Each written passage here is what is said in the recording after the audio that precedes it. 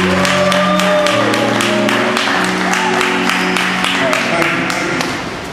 today. It's my pleasure to be here. I came all the way from Jacksonville, Florida, just to be a part of it. I think it's a great cause. I just want to be a part of it. So I'd like to entertain you today, but most of all, I want to inspire you, and I want you to leave out here thinking strong thoughts, because that's what's actually going to take us over the top, is strong thoughts. So what I'm going to do, I'm going to start off. I have a $50 bill here. $50 bill, straight out the U.S. Mint Trust. Now, if I offer this to someone here today, who would want it? Okay, we've got a few people. What if I fold it in half? Who would still want it? Now, what if I bought it up? Who would still want it? Okay, let me try one more. If I stepped on it, who would want it? All right, all right. All right, ladies and gentlemen, this is just what I thought. The reason for this is because we realize the possibilities of this $50 bill. We said, oh, I got to turn my lights off tomorrow. I can get a pair of shoes. All the possibilities of this $50 bill will bring. But what about the possibilities that are in yourself? The possibilities that are in you? We can't hold these lightly. Has anybody ever heard of placebo? Placebo effect.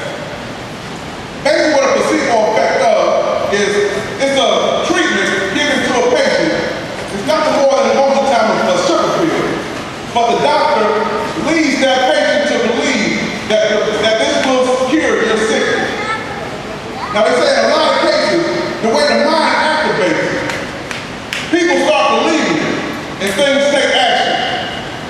A lot of people even been cured just by the power of the mind.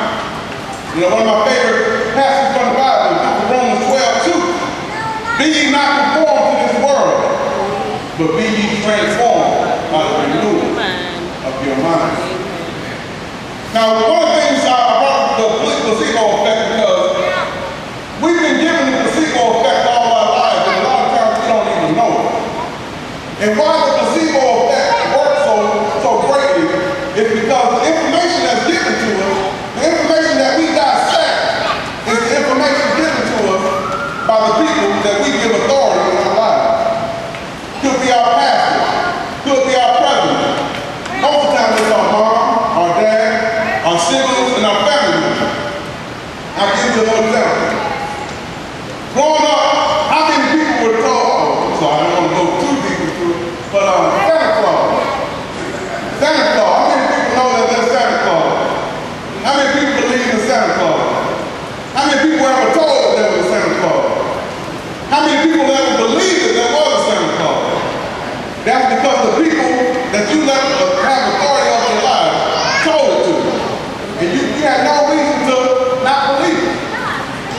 So you do believe it. And I'll give you another one. What happens when we're outside playing and we fall and we scrape up our knees or our elbows and we go inside and we go and cry to our parents or basically our mother? What does our mother always tell us? Hey baby, let me kiss it and make it better.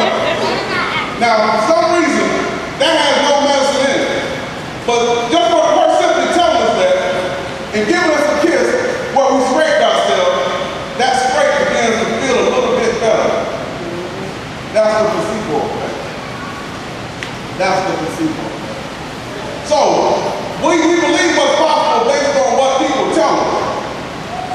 I'll give you another example. Prior to May 6, 1954, it was presumed that a mile to run a mile in less than 4 minutes would be impossible. Other people would go so far to say that if it was possible, after a person finished it, they would surely die. Well, on May 6, 1954, Roger Bannister completed a mile run in 3 minutes and 54 seconds.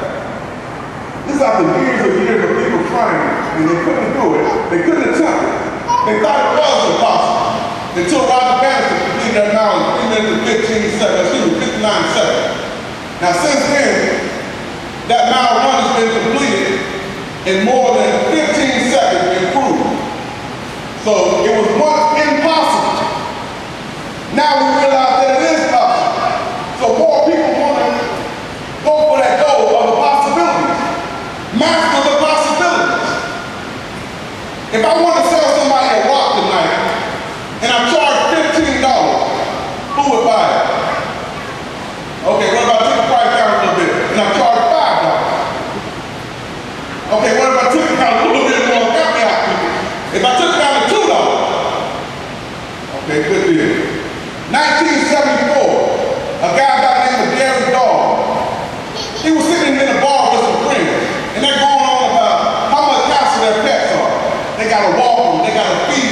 They're disobedient.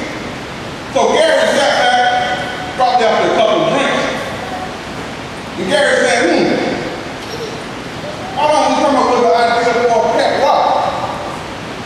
Now I'm sure the guy who had the most drinks said, oh yeah, that's a great idea. And if you get it moving, I'll get behind it. I'll even put my money up for it. But then a couple weeks later, Gary Dawg goes back and thinks about this idea again. And he said, you know what? I might be on to something. So he started to put his plan into motion. Don't you know, he sold 1.5 million rocks, making himself a millionaire. Master the possibilities. How many people know Barack Obama? How many people here are old enough to believe or old enough to know that there was a time where that was an impossible feat to have a black president of the United States of America? Right. How many people are that old to remember that? I can vaguely remember sitting in class saying, that is impossible. I'm sure we'll never have a black president.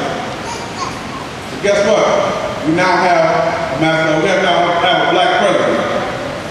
So this is one of the things I want you to think about as we go on with the show tonight. I want you to master the possibilities. And as you do it, I want you to have a great time. Because it's always good to have a fun time doing it. So without any further ado, I'd like to bring up the first artist on the stage. Ms. Sergeant Harris is going to be doing a rendition of both Yolanda Adams and Mary Mary.